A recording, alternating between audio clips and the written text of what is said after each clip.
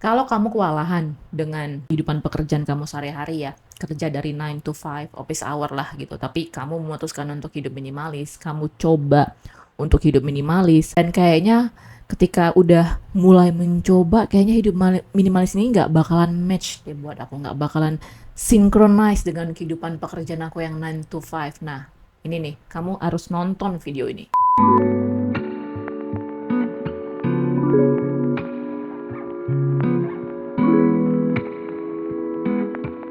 Hal yang pertama yang harus kamu tahu, ketika kamu memutuskan untuk hidup minimalis, itu artinya kamu harus prioritaskan mana yang paling esensial dalam hidupmu. Kalau dalam pekerjaan tuh hal yang paling gampang adalah ketika kamu harus belajar fokus sama tugas-tugas yang dampaknya yang besar. Itulah kenapa kamu harus prioritaskan mana aja sih pekerjaan-pekerjaan, tugas-tugas dalam sehari yang paling bisa berkontribusi dalam pekerjaanmu.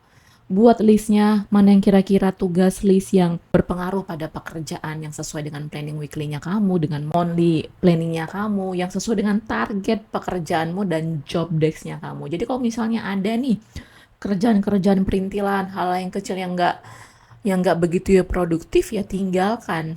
Fokus sama hal-hal yang berkontribusi besar pada kerjaanmu. Itulah kenapa kalau misalnya kamu udah mulai hidup minimalis, nah biasanya nih, kamu malam tuh udah buat list-list apa aja sih yang harus kamu lakukan besok, atau begitu sampai kantor, kamu buat list. Kira-kira 5 hal yang paling besar, yang paling berpengaruh, tugas yang akan kamu lakukan hari ini yang berkontribusi besar pada pekerjaanmu.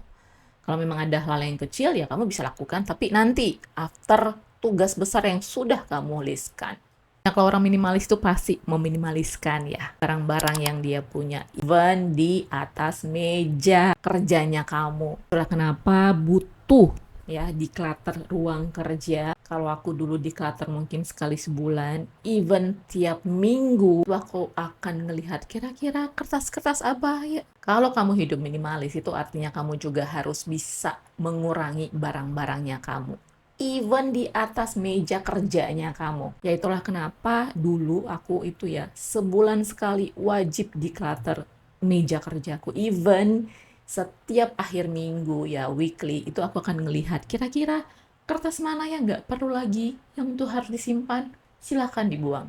Kira-kira catatan-catatan apa aja yang perlu diupdate, nah silakan diupdate. Karena kalau misalnya udah hidup minimalis, kamu memutuskan untuk hidup minimalis, kalau misalnya meja kerjanya kamu tetap berantakan, ya efeknya itu pasti buat tambah stres. Itulah kenapa dulu setelah aku udah hidup minimalis, after aku pulang kerja, aku akan merapikan meja kerjanya aku. Even perintilan-perintilan yang kecil-kecil itu aku akan coba kumpulkan. Kalau memang aku nggak sempet ya untuk mengorganize semuanya, nah itu aku lakukan di akhir minggu, every weekly. Dan hal ini juga berlaku juga untuk digital workspace-nya kamu. Kalau misalnya kamu udah laptop, ya, tapi folder filenya tuh masih ada di desktop. Nah, coba deh ya, rapiin pelan-pelan. Taruh di folder tertentu, rename kira-kira ini untuk apa, file ini untuk apa. Coba deh belajar. Kalau memang kamu orangnya nggak serapi itu, ya buat aja dulu dalam satu folder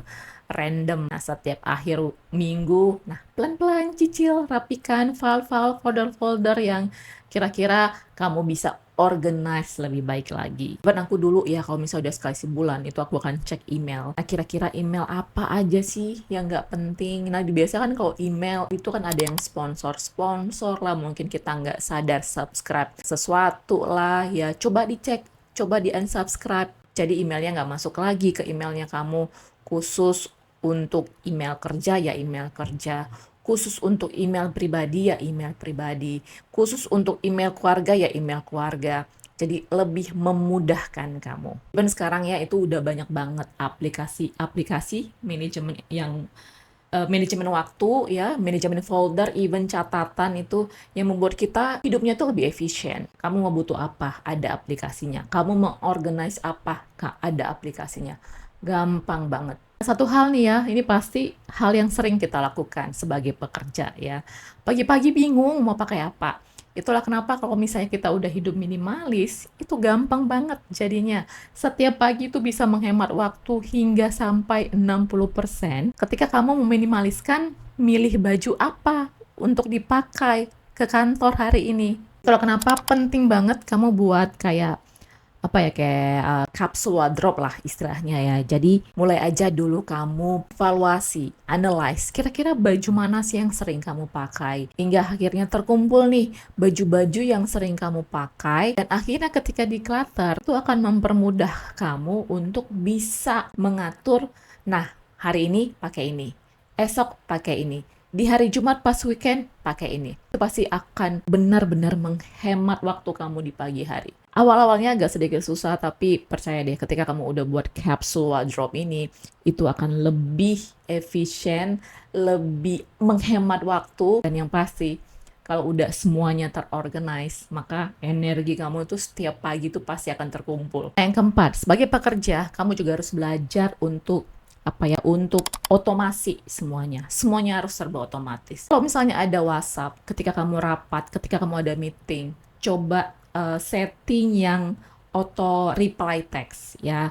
Kalau misalnya kamu lagi juga meeting, tiba-tiba ada call, kamu nggak bisa ngangkat ya.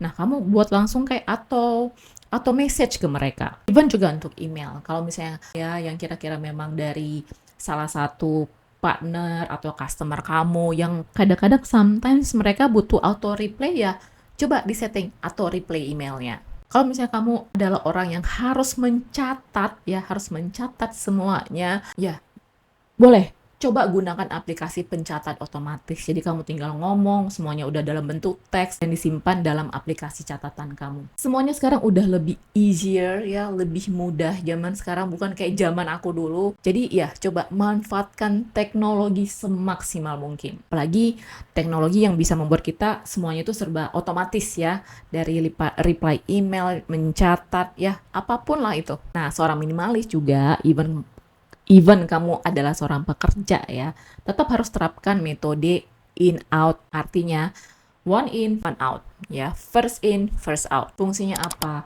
Kalau misalnya kamu ada pulpen baru dibeli atau catatan baru untuk dibeli, ya jangan dibanyakin kuantitasnya, jumlahnya ya. Jadi ketika kamu udah beli baru ya mau nggak mau kamu harus mengeluarkan yang lama. Pulpen nggak perlu sampai ada pulpen warna-warni di atas meja. Mungkin bisa cukup satu atau dua, satu hitam, satu mungkin berwarna untuk bisa catatan hal-hal yang penting lah ya dalam catatan bukunya kita. So itu tadi, usahakan kalau misalnya kamu punya barang baru ya, apalagi kalau misalnya kita di kantor tuh ya, lihat kayak buku catatan atau pulpen yang lucu-lucu pengen dibeli gitu ya, belajar juga untuk mengurangi membeli hal-hal yang seperti itu. Satu hal seorang minimalis itu adalah juga mengubah pola makan. Kenapa? Kita kok dulu ya, pengalaman aku kalau misalnya di kantor gitu ya, setiap siang itu hanya untuk memilih menu makan itu lama banget ya. Sampai kayak memilih pasangan hidup kayaknya. Nah, jadi maksud aku ketika misalnya kalian yang biasa makan di kantin gitu ya, udah langsung aja buat kayak apa ya, weekly menunya kamu. Even kalau misalnya seorang minimalis, aku sarankan kalian itu kalau bisa buat bekal lah dari rumah. Ya nggak apa-apa, sekali-sekali memasak ya pagi hari kalau ada waktu, buat weekly, shopping weekly, buat weekly meal prep. Karena kalau misalnya kita udah meal prep ya, bawa bekal sendiri dari rumah yang pastinya itu bisa lebih hemat dan yang pasti lebih sehat. Ya karena memang kalau udah hidup minimalis ya, itu akan berpengaruh sama keuangan kita. Itulah butuh pengelolaan meal prep. Apalagi kalau makanan ya, itu adalah pengeluaran yang paling berkontribusi banyak dalam keuangan kita. Karena makan itu adalah sesuatu yang memang kita butuhkan ya, mau nggak mau kita harus mengeluarkan uang di sana, dan kita juga harus makan let's say 2 kali sehari ya.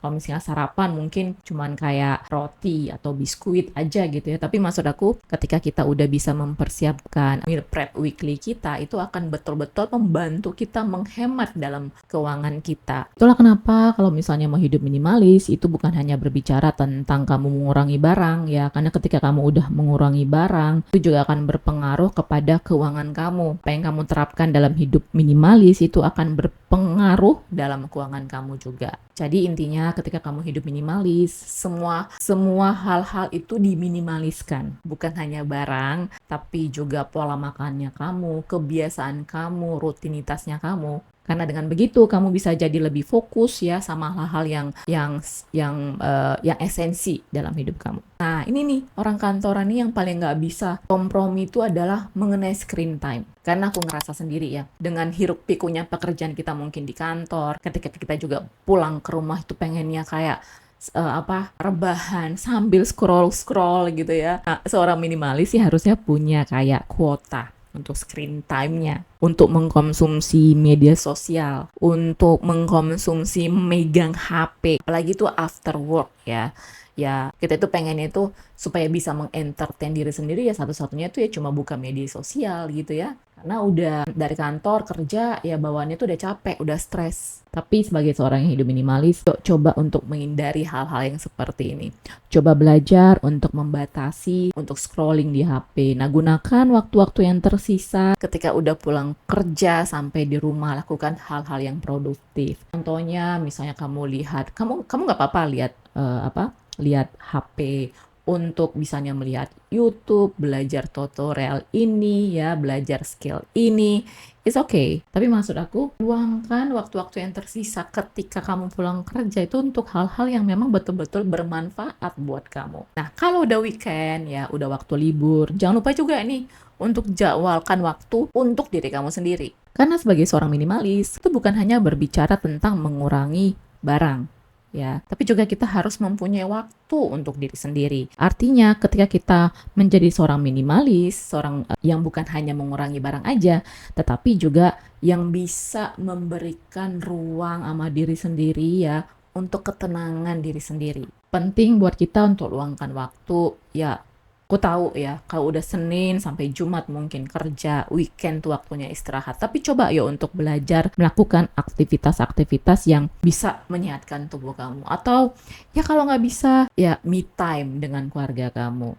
Me time dengan diri sendiri mungkin membaca buku sambil minum teh. Jadi waktu-waktu yang seperti ini, waktu-waktu me time seperti ini itu sangat berguna untuk kayak mengerefleksikan ya kehidupan kita yang udah kerja Senin sampai Jumat gitu. Jadi penting buat kita waktu-waktu seperti ini untuk diri kita sendiri. Terlebih kalau misalnya kita bisa menghabiskan waktu dengan keluarga kita, orang-orang yang kita sayangi, anak-anak kita, orang tua kita. Karena bagaimanapun mereka kan kayak support system ya sama kehidupan kita. Nah, itulah kenapa kita juga harus belajar nih untuk say no pada hal-hal yang gak penting. Udah tahu misalnya ini week. Nah, itulah kenapa kita juga harus belajar say no sama sesuatu yang nggak begitu prioritas dalam hidup kita. Kalau misalnya tiap weekend diajak teman untuk hangout, untuk nonton, ya kalau bisa sih spare waktu lah ya untuk hal-hal yang penting buat kamu. Kamu juga butuh waktu untuk mengupgrade skill kamu. Kamu juga punya waktu untuk menambah wawasan kamu. Kamu juga butuh waktu untuk bisa menenangkan diri kamu ya, menenangkan tubuh kamu untuk istirahat. Nah, jadi ketika kamu belajar say no untuk sesuatu yang nggak penting, itu artinya kamu mau benar-benar fokus pada hal-hal yang penting dalam hidup kamu. Intinya buat kamu yang tipikal pekerja yang sibuk ya, even sibuk-sibuk banget, kalau misalnya kamu tetap mau hidup minimalis, intinya buat kamu yang pekerja yang sibuk, tapi kamu tetap memutuskan untuk memilih hidup lebih simple, memutuskan untuk hidup minimalis, karena intinya buat kamu even kamu seorang pekerja yang sibuk, even sibuk-sibuk banget, tapi kamu memutuskan intinya walaupun kamu seorang pekerja yang sibuk, tapi ketika kamu memutuskan hidup sebagai seorang yang minimalis, nah, minimalis itu bukan hanya soal ngurangi barang, tapi juga minimalis berbicara mengenai bagaimana kamu mengelola waktu kamu, prioritas kamu, energi kamu, fokusnya kamu untuk sesuatu yang betul-betul esensi. Itu dia. See you in the next video ya. Bye.